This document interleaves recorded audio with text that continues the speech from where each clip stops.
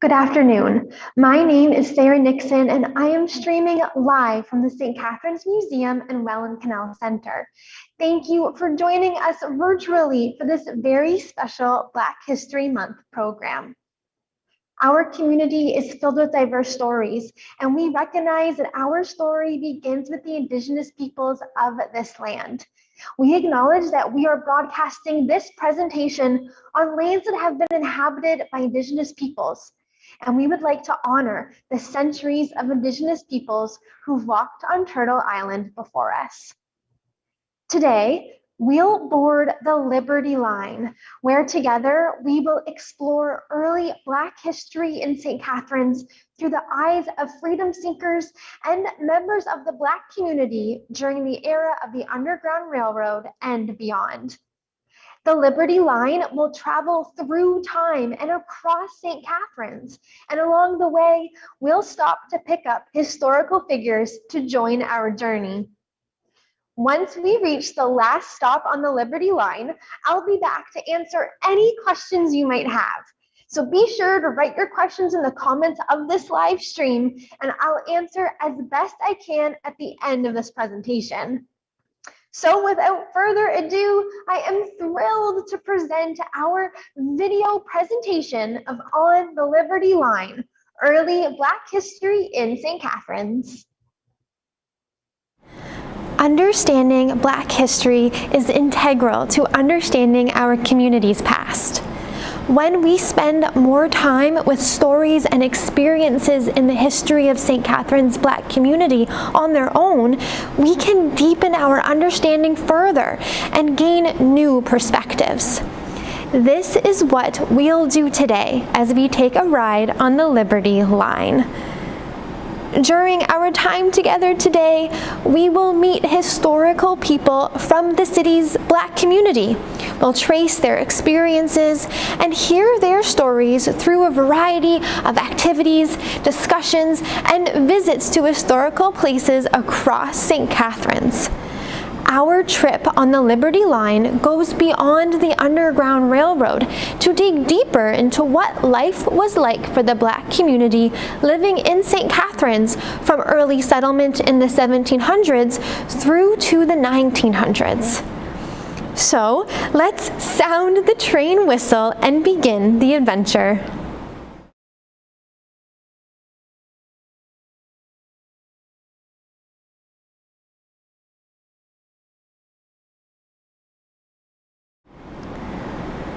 Our first stop on the Liberty Line takes us to early European settlement in Niagara, tracing back to close to 300 years ago in the late 1700s. This is where our story starts because some of the first Black people to live in Niagara were in fact slaves. Canada at this time was a young colony of the British Empire, and the British were heavily involved in the transatlantic slave trade. As people began to settle in what we now call the Maritimes, Quebec, and Ontario in the 1600s and 1700s, many upper-class families brought along or purchased domestic slaves to help in the home. Americans immigrating into Canada were also known to bring slaves.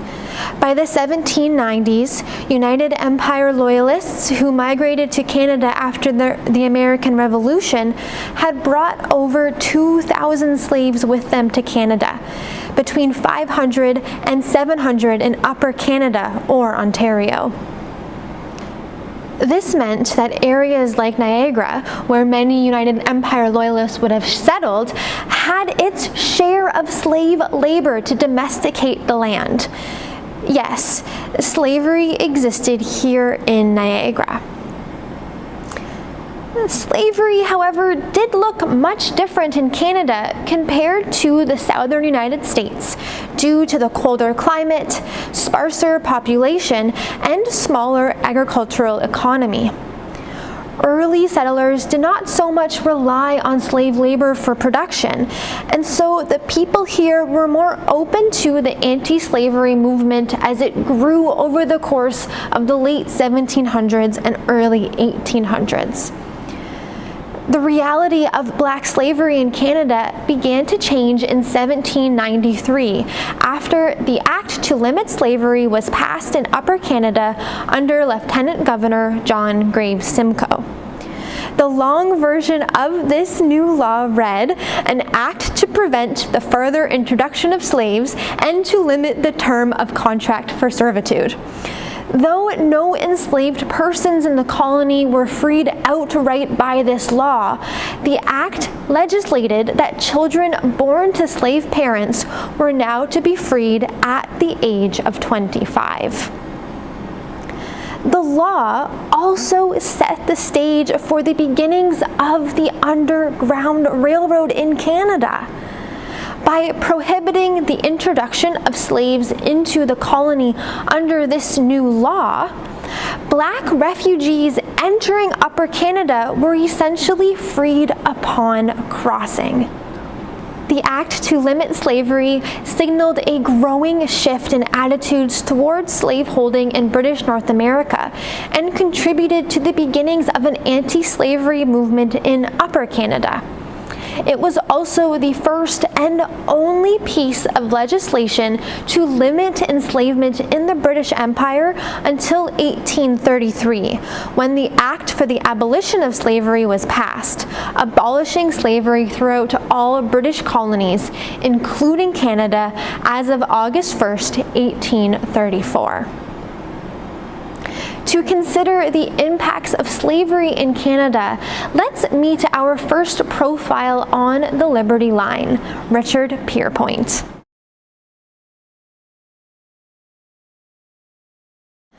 Born in present-day Senegal around 1744, Richard Pierpoint was captured at the age of 16 and forced into slavery. He was the servant slave of a British officer and gained his freedom after enlisting with the British during the American Revolution.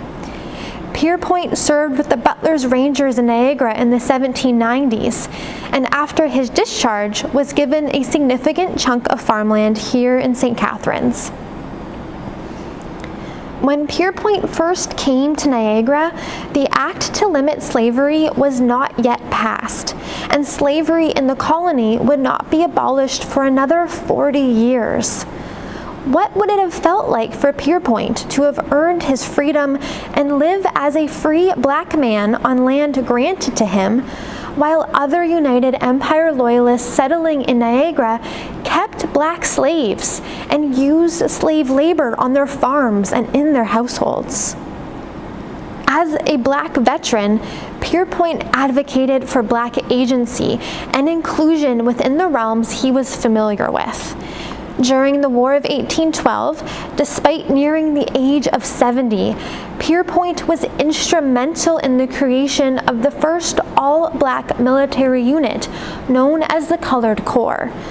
He had actually petitioned this idea at the start of the war, but was first denied. It was only after Major General Sir Isaac Brock was desperate for troops that he assigned a white officer to form the militia Pierpoint had suggested, enlisting Black settlers in Niagara. In the years following the War of 1812, Pierpoint petitioned the government to be allowed to return to his native Africa. His request, however, was denied. Instead, he was granted land in Garafraxa Township along with other veterans of the Colored Corps to live out the rest of his days. The story of Richard Pierpoint is one of fortitude, perseverance, and survival. The obstacles he faced throughout his life remind us that the freedom given to Black people in this period did not necessarily equate to agency and full inclusion into society. What stands out to you about Richard Pierpoint's story?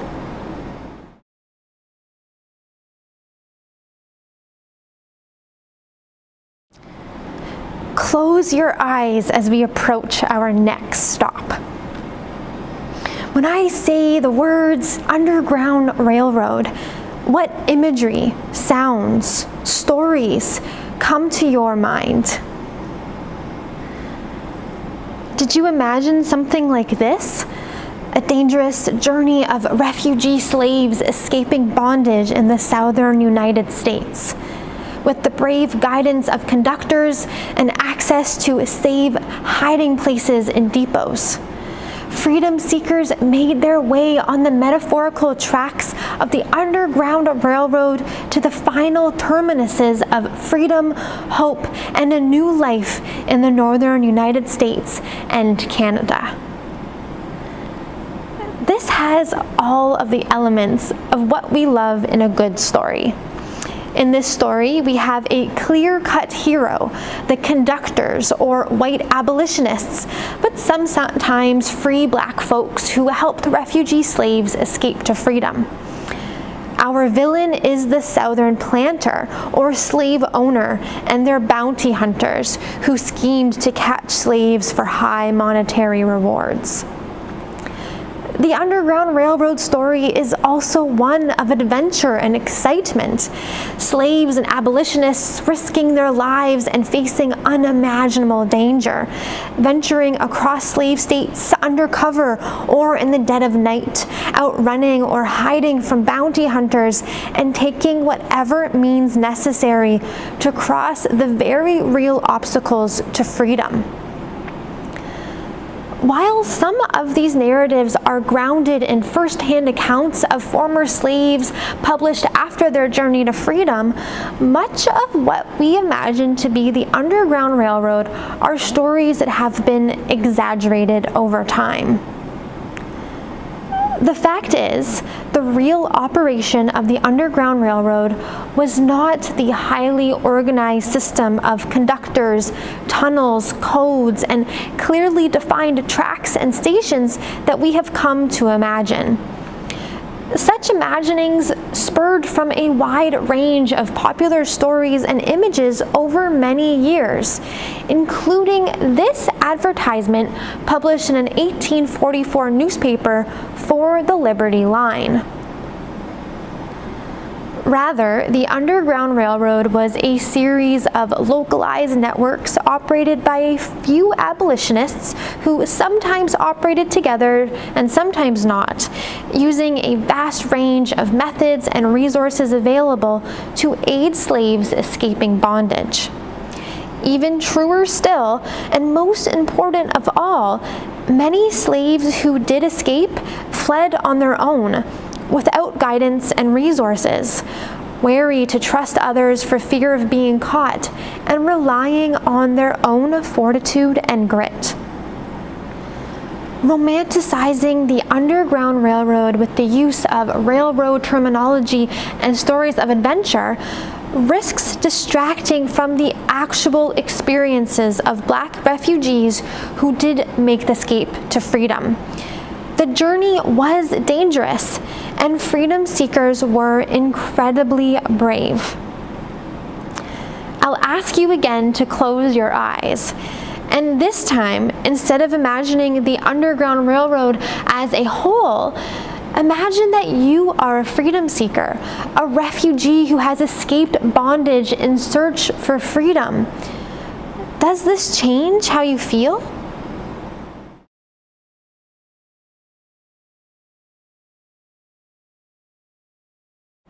Meet George Ross. Ross was born in slavery around the year 1817 in Hagerstown, Maryland. His reasons to escape slavery and flee to Canada was out of fear of being separated from his wife and children. When the slave laws became more powerful in the United States, Mr. Ross began to hear stories of families being broken up and sold to different slave owners. So he decided to risk it all in order to keep his family together. Read George Ross's words for yourself and consider, would you take the risk? I came away because I was standing in fear of being separated from my wife and children. This was one of the principal reasons of my coming away. Otherwise, I don't know if I would have bothered my head about coming away. For I had lived pretty well, say for the last 25 years.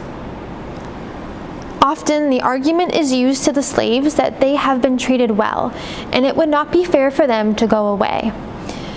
There are some of the slaves who are not exactly overseers, and they go forward and the others follow.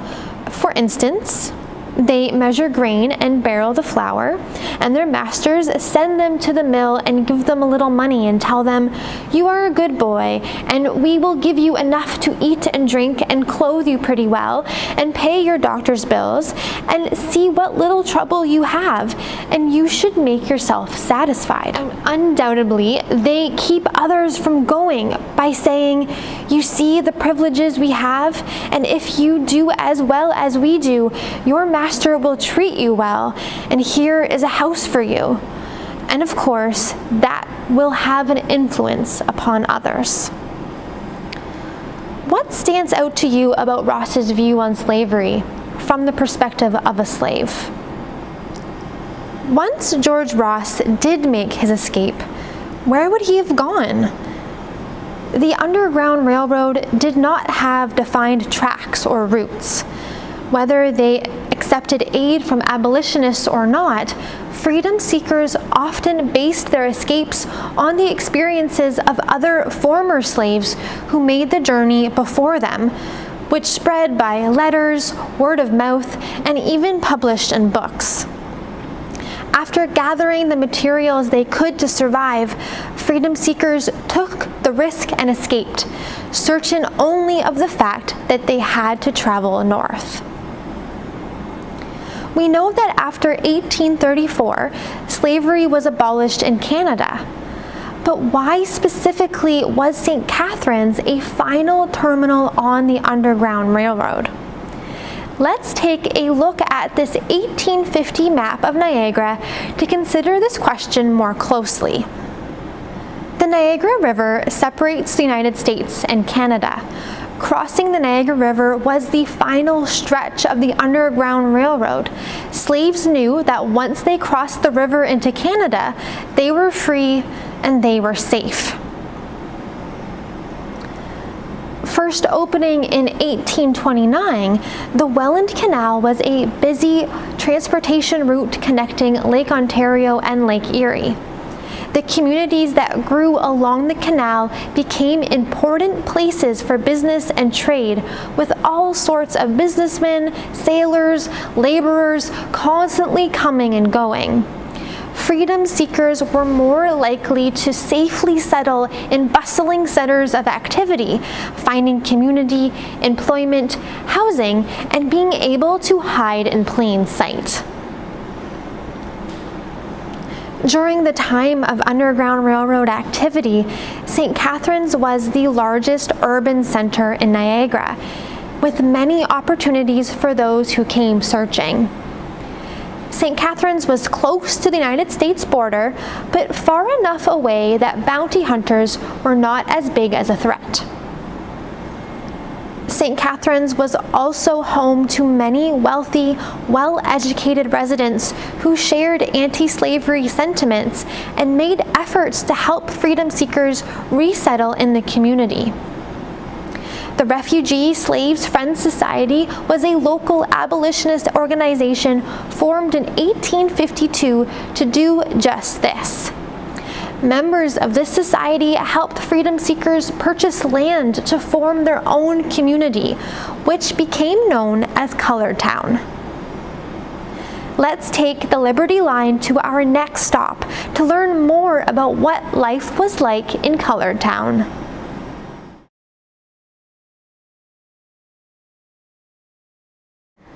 At the peak of Underground Railroad activities in the 1850s, St. Catharines had a count of over 800 Black people of color living in the community, and about 700 were freedom seekers who had escaped slavery. Most lived in the Colored Town neighborhood, including freedom seeker George Ross, who we met earlier. While we don't have a picture of George Ross to know what he looked like, we know that he came to St. Catharines about the year 1850. And by 1863, we know that he and his family were together, Ross's biggest motivator for escaping slavery. After finding freedom in St. Catharines, Ross started as a farm laborer, but we know from St. Catharines city directories that he later found work in the hospitality industry and eventually worked up the ranks to head waiter at the Stevenson House Hotel, a luxury mineral spring spa resort in the city. We also know that he lived with his family on North Street, near Geneva Street, in the heart of the Colored Town neighborhood. A job, a house, a family, a community. This life would not have come easily for George Ross. When a freedom seeker first arrived in St. Catharines, they would have had very little resources and supports to help them start their new life as a free person. So where would they begin? Let's visit Colored Town to find out.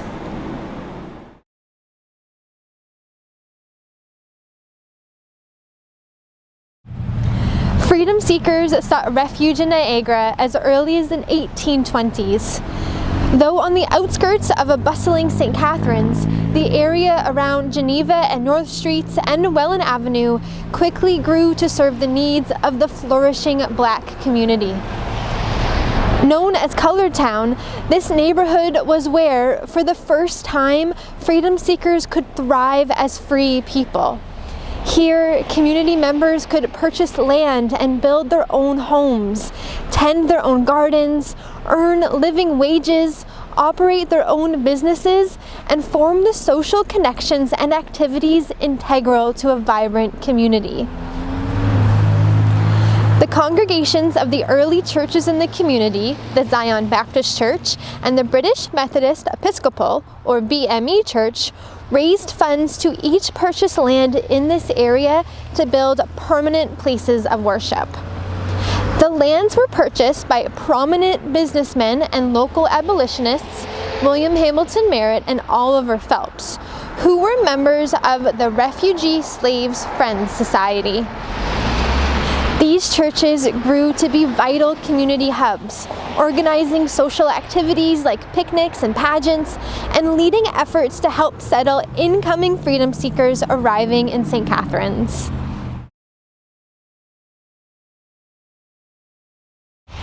The first of the churches to serve the local Black community was the BME Church. The congregation's first chapel, then under the African Methodist Episcopal Church, was built on Queenston Street before members purchased property at North and Geneva Street in 1835. In less than one generation, the congregants would outgrow their second chapel. With the Black community expanding in the 1850s, resident freedom seekers began to build an even larger church. It officially opened in 1855. As a Methodist meeting house, the church hosted anti-slavery lectures, civic protests, and provided shelter and aid to newly arrived freedom seekers until the end of the American Civil War, when slavery was abolished in the United States. One of the most prominent anti-slavery activists connected to this church is Harriet Tubman. Tubman lived in St. Catharines from about 1851 to 1862, and during that time attended the BME Church. The church became a hub for her abolitionist activity, where she would organize rescue missions, send and receive communications, and meet with other abolitionist leaders. The majority of Tubman's efforts to help Black refugees find freedom and security began and ended in St. Catharines. Though now an empty lot, at this location stood the wood frame of another church serving the Black community of Colored Town, the Zion Baptist Church. Established in 1838, it was the first Baptist parish in St. Catharines. The church building that once stood here officially opened in 1844. Designed in a simple, modest style, the church was built by the hands of its members, using their own tools and carpentry skills to build their shared place of worship.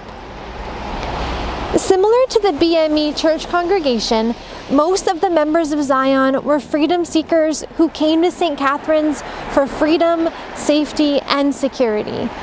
In fact, one of the church's most well-known pastors was himself a freedom seeker.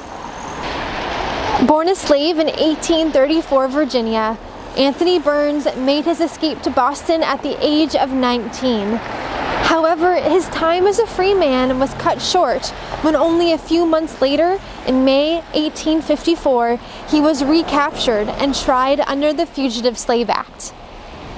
The decision that Burns would be returned to his owner in Virginia ignited the Boston Slave Riot of 1854, where thousands gathered in a protest against slavery.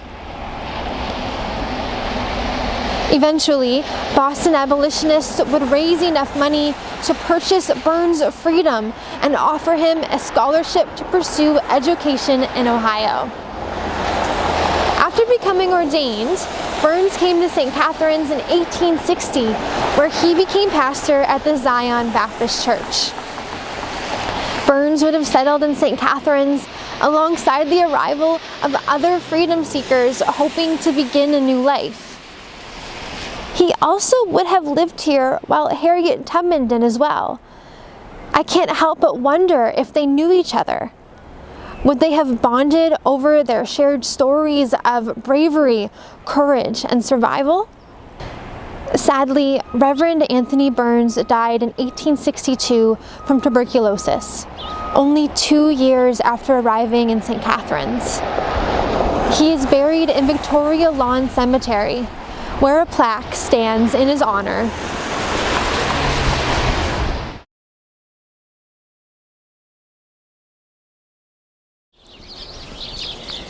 The Stevenson House was the first of 3 mineral spring spa resorts to open in St. Catharines in the mid-1850s. Wealthy tourists from across Canada, the United States, and even Europe traveled to the spas for the widely advertised healing powers of the saline waters that filled the pools, steam rooms, and drinking cups at the Stevenson House Hotel, Springbank Hotel, and the Welland House Hotel. The resorts were particularly popular among wealthy families of the southern United States, a number of whom were likely slave owners themselves. Many freedom seekers found work at these resorts as waitstaff, carriage drivers, cooks, cleaners, and servers, their first paying jobs where they could sufficiently earn their own living. Resort owner Elizur Stevenson was a very well-liked businessman with abolitionist sympathies and was known to speak highly of the work ethic and faith of the freedom seekers he employed. However, not all white employers held such tolerant sentiments towards black workers. In August 1854, the waitstaff at nearly all of St. Catharines' popular hotels left their posts to protest some hotels denying black people from accessing hotel transit to and from St. Catharines and Port Dalhousie. In response to such overt discrimination, the waiters of St. Catharines hotels, including the Stevenson House, walked off the job in protest. Believing all persons should be treated with respect and civility, the workers demanded hotel management reverse the policy. The protest was successful. The policy was reversed, and black passengers could sit inside stagecoaches and take transit.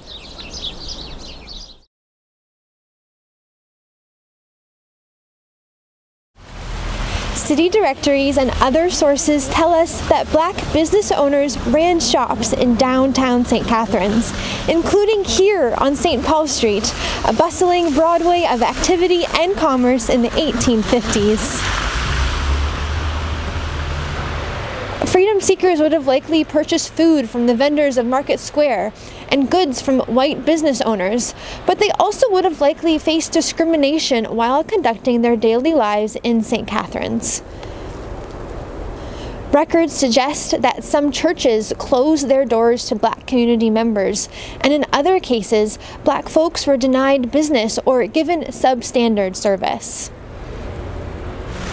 In the school system, segregated schooling was practiced in St. Catharines as early as 1856. Black students were segregated from white students in separate classrooms. Often, these classrooms lacked resources, and the teachers were deemed inadequate.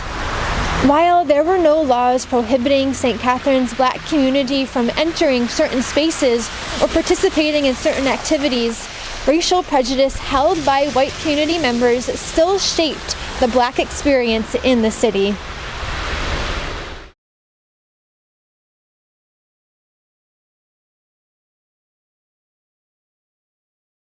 Now that you have a broader idea of what life as a freedom seeker might have looked and felt like, including the challenges and opportunities when it came to work, community, education, religion, and other aspects of daily life, are you surprised by what you learned?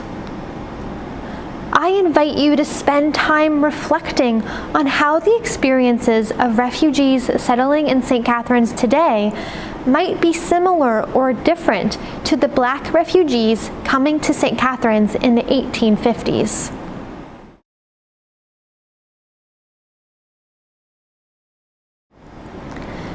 Our next stop on the Liberty Line fast forwards to life in St. Catharines after Underground Railroad activity ended.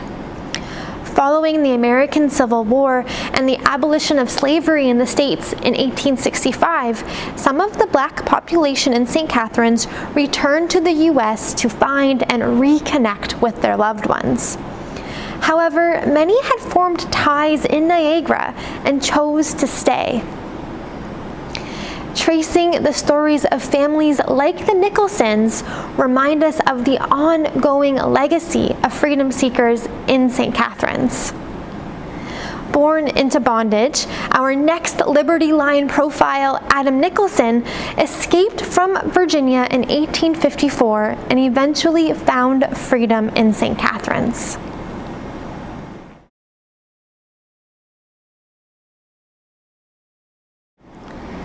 Nicholson was drawn to a Black community developing near the small hamlet of McNabb on 8 Mile Creek. Familiar with farming from his past life as a slave, Adam found work on local farms, but this time earning a wage. By 1868, after much hard work, Adam saved enough money to purchase 2 acres of land. He built a 2-story house on what is now Church Road in Grantham. There, he raised 6 children with his wife, Mary Ann. The Nicholsons were part of a community who knew the importance of perseverance, hard work, and kindness. Surrounded by this, Adam and Mary Ann's children grew up to be industrious and community-oriented. Their youngest son, Alexander, grew up to be a very successful entrepreneur, building what would become Alex Nicholson and Son Trucking. It was one of the first businesses in Grantham to be established by a Black family. Alexander and his wife Mabel were also heavily involved in the BME Church and devoted much of their efforts to supporting the Black community in St. Catharines.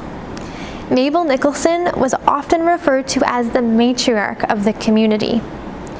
When McKinnon Industries, now General Motors, first began to hire Black workers, the Nicholsons opened their home to those workers who could not afford accommodations, providing food and beds until they got on their feet.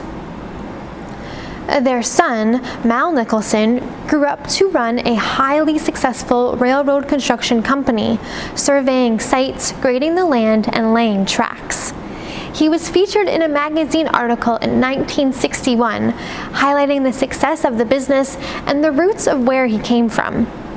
The irony isn't lost that Mal, a grandchild of a freedom seeker, dedicated his life to building railroads. Another one of their children, Helen, followed in their footsteps, becoming a strong, tireless advocate for the Black community in St. Catharines. Helen devoted her life to spreading awareness of the rich Black culture and history in Niagara, frequently giving addresses to schools and heritage forums, acting as a spokesperson in community venues, as well as writing poetry.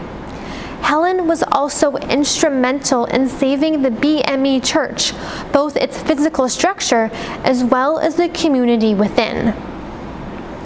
Helen led the fight to have the church receive official heritage designation. It was dedicated in 1993.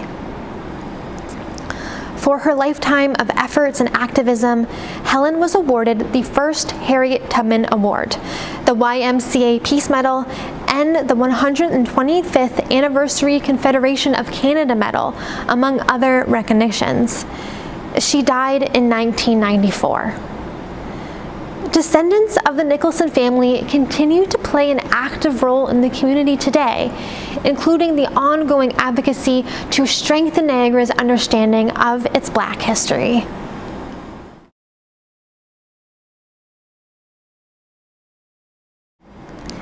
As our ride on the Liberty Line continues through time, it is clear how the legacy of the Underground Railroad has shaped our community, culture, and history. The lineage of the Nicholson family is just one example of the ways descendants of freedom seekers continued to carve out a space for their community throughout the latter half of the 19th century and into the 20th century. With a closer look at the St. Catharines fire insurance plans from 1913 and 1943, we see that the identity of the neighborhood surrounding Geneva Street and North Street continued to be connected to the historic remnants of Colored Town into the 20th century. On the 1913 maps, both the Zion Baptist Church and the BME Church are identified as colored churches. This identification continues 30 years later in 1943, a lingering remnant of the quiet prejudice that existed in St. Catharines. Despite discrimination that may have persisted into the 20th century, these places continued to be hubs of belonging and togetherness in the Black community. As one example, the BME Church was integral to forming one of the first all-Black organized hockey teams in Ontario. Before playing with the St. Catharines Orioles, the team members first played hockey together unofficially through the church. In 1936, businessmen Harold Touch Woods and Wally Walker decided to sponsor a hockey team made up of players for the BME. The St. Catharines Orioles was formed, and the team could compete in a formal league. The St. Catharines Orioles wore 4 black stripes on their arms and the letters TST stitched across their chest for Toronto St. Catharines Transport, the name of Woods Trucking Company.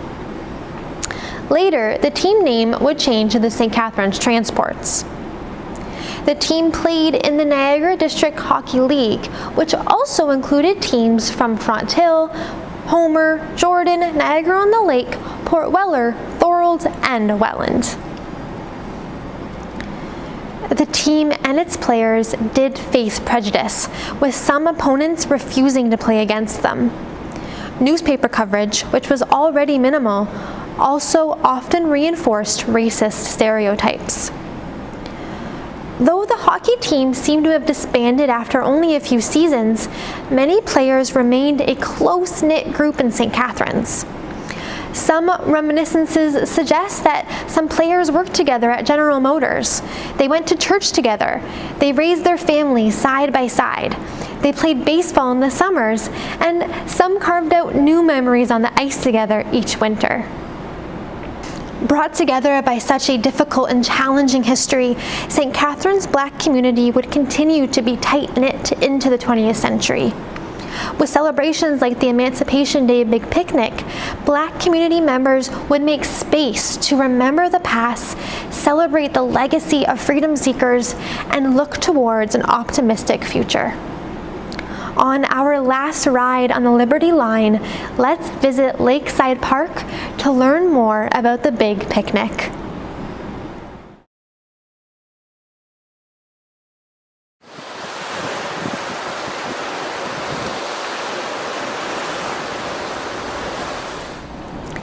Each August 1st, we commemorate Emancipation Day. This day marks the abolition of slavery in Canada, when the Act for the Abolition of Slavery in the British Empire was passed in 1833 and came into effect on August 1st, 1834. This law laid the pathway to freeing over 800,000 slaves across the British Empire, including about 2,000 in Canada. St. Catharines Black community celebrated the anniversary of Emancipation Day as early as 1835.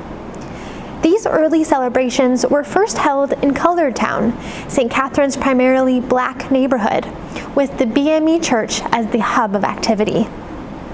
By the 1920s, Emancipation Day celebrations were hosted at Lakeside Park in Port Dalhousie. At the time, Lakeside Park was a highly popular summertime destination. What first started as a beach for swimming and paddling grew to encompass a whole amusement park. Attractions included amusement park rides like a roller coaster, bumper cars, rowboats, and water bicycles, a 24-foot tall wooden water slide, a baseball diamond, bandstand, dance pavilion, miniature golf, archery range, picnic shelters, and of course, a carousel. Easily accessible by passenger steamship and streetcar, Lakeside Park was the ideal setting for such celebrations. Held on the first Thursday of every August, the celebrations seem to grow each year, with people traveling from Toronto, Hamilton, Niagara Falls, Buffalo, Rochester, and even further to attend. Eventually, the event would be known as the Big Picnic.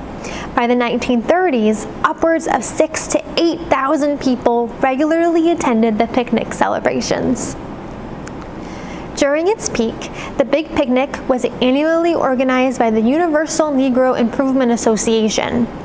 Based in Toronto, the organization worked to tear down barriers of racism, create solidarity and inclusivity, and instill pride within the Black community. The group continued to organize the picnic until 1951. Though the formal event dwindled, the tradition of gathering at Lakeside Park to celebrate Emancipation Day continued. In recent years, Emancipation Day has resurged more strongly than ever. In 2021, the Government of Canada officially designated August 1st as Emancipation Day. And in St. Catharines, we use this day to celebrate with and learn from the Black community.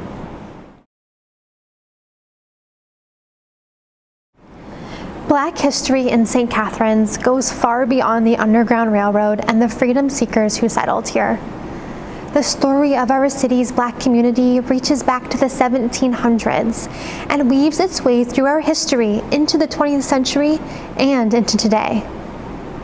While on the Liberty Line, we've met historical figures like Richard Pierpoint, George Ross, Reverend Anthony Burns, Adam Nicholson, and Helen Smith to get a better sense of the challenges and opportunities faced by the members of the Black community throughout our past.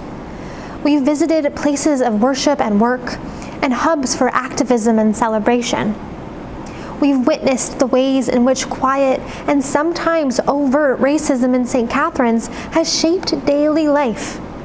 We've also learned stories of resilience and the ways in which marginalized people in the city have come together to build, grow, and thrive. This is a legacy that will continue into our future.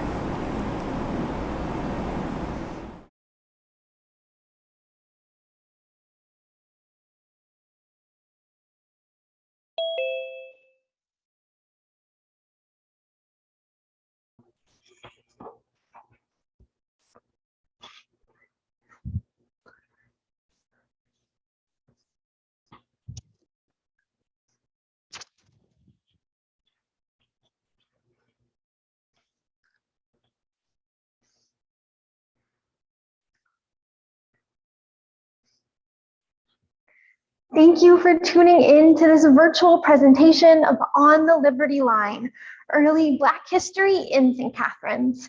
You are welcome to share any questions or comments you have in the comment section, and I will be happy to answer them to the best of my ability. For more content celebrating Black history in St. Catharines, please visit the St. Catharines Museum blog at stcatharinesmuseumblog.com. We are publishing a special series this month looking at daily life of early Black community members more closely. Be sure to also follow us on our social media channels. You can find us on Facebook and YouTube by searching St. Catharines Museum, and on Twitter and Instagram at STC Museum. And if you are a podcast listener, you're also in luck. We produce 2 podcasts, Museum Chat Live and 1 Hour in the Past. The first Museum Chat Live episode of our newest season dropped just yesterday. We explore museums, myths, and history through the context of the Underground Railroad. We are always sharing great new, engaging historical content across these platforms. Okay, so we'll get to your questions. I have an iPad here with me, so I will check and see if we have questions. It doesn't look like we do. So maybe we're good right now. I want to thank everyone for joining us. And I hope you have a great rest of your Black History Month. I hope you've learned a lot on our program today. And if you have any questions, be sure to reach out to us and we can always answer them by email, or if you come and visit us here at the museum as well. We're so happy to have you join here today. And that's it. Have a great day, everyone. Bye.